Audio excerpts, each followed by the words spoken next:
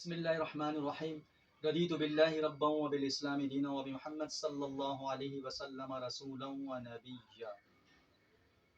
آج مسلمان تنزلی کا شکار ہیں، ظلم و ستم کا شکار ہیں، غربت کا شکار ہیں، افلاس کا شکار ہیں۔ وجہ کیا ہے؟ اللہ کے رسول صلی اللہ علیہ وسلم نے ایک مرتبہ صحابہ کرام علیہم رضوان سے فرمایا کہ قیامت سے پہلے ایک وقت ایسا بھی مسلمانوں پر آئے گا کہ کفار اور مشرکین مسلمانوں کو مارنے کے لیے ایسے جھپٹیں گے جیسے کتے شکار پر جھپٹتے ہیں۔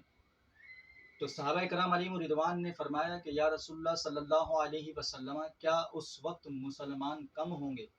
تو اللہ کے رسول صلی اللہ علیہ وسلم نے فرمایا نہیں، مسلمان بہت زیادہ تعداد میں ہوں گے، کثیر تعداد میں ہوں گے، مگر ان کی حیثیت ایسی ہوگی جیسے سمندر کے کنارے جھاگ، کہ جھاگ سمندر کے ارد گرد پھیلی ہوئی ہوتی ہے، اس کا کرائٹیریا بڑا ہوتا ہے مگر اس میں قوت و طاقت نہیں ہوتی۔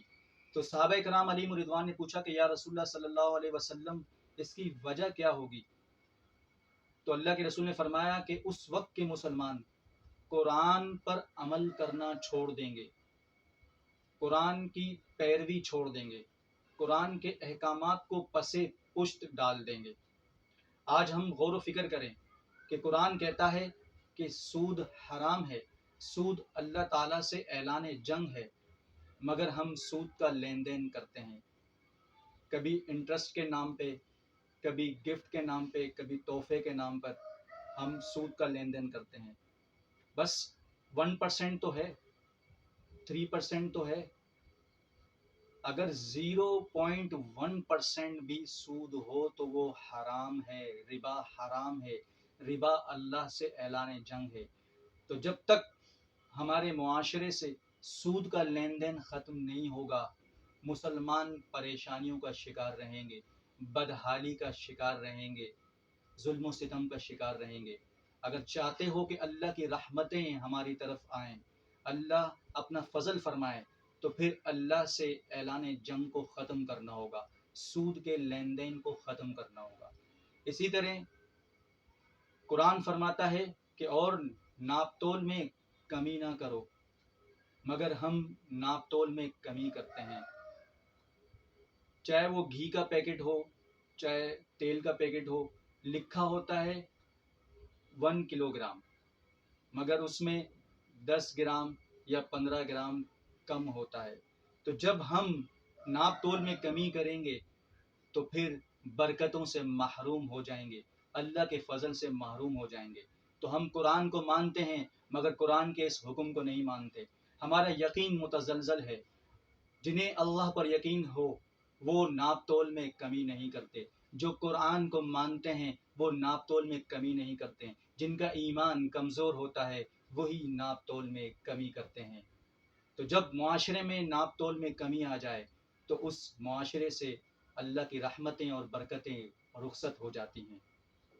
اسی طرح قرآن فرماتا ہے، اللہ کے رسول علیہ الصلوۃ والسلام فرماتے ہیں کہ ملاوٹ نہ کرو، مگر ہم ملاوٹ کرتے ہیں، یہاں تک کہ کھانے پینے کی اشیاء میں بھی ملاوٹ کرتے ہیں، جس کی وجہ سے لوگ بیماریوں میں مبتلا ہوتے ہیں۔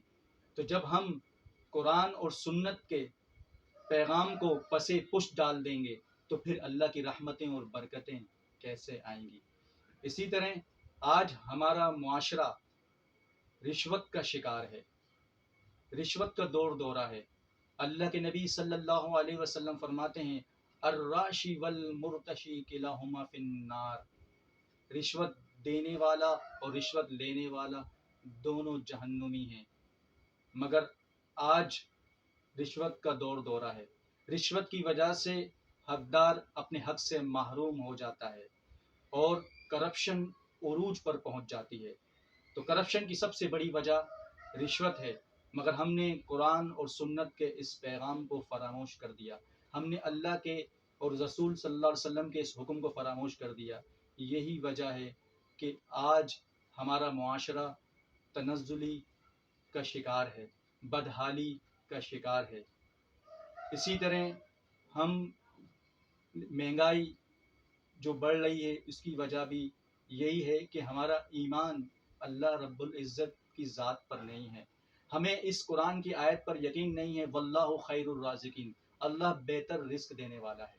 اور اللہ کے رسول صلی اللہ علیہ وسلم فرماتے ہیں الکاسب حبیب اللہ، رزق حلال کمانے والا اللہ کا دوست ہے. مگر ہم نے اللہ کی دوستی کو ٹھکرا دیا. ہم سمجھتے ہیں کہ ہمارے مال میں اضافہ ہوگا مہنگائی کر کے، زیادہ مہنگا بیچ کے ہم امیر کبیر بن جائیں گے. تو دوستوں ایسا نہیں ہے. رزق حلال میں برکت ہے، مناسب فائدہ لینے میں برکت ہے. حد سے زیادہ نفع لینا، فائدہ لینا، یہ برکت سے خالی ہے. اگر چاہتے ہو کہ برکت والا رزق ملے، رحمتوں والا رزق ملے، تو مناسب منافع رکھو تجارت میں. اگر اللہ کی رحمتوں کو پانا ہے تو خالق ارض و سما ہمیں قرآن کی تعلیمات پر عمل کرنے کی توفیق عطا فرمائے. رزق حلال کمانے، رزق حلال کھانے اور رزق حلال کھلانے کی توفیق عطا فرمائے. اور اللہ تعالیٰ مسلمانوں کو بدحالی سے نکالے اور خوشحالی عطا فرمائے. مگر یہ اس وقت ہی ممکن ہوگا جب ہم قرآن اور سنت کے پیغام پر عمل پیرا ہوں گے. وما علینا الا البلاغ المبین.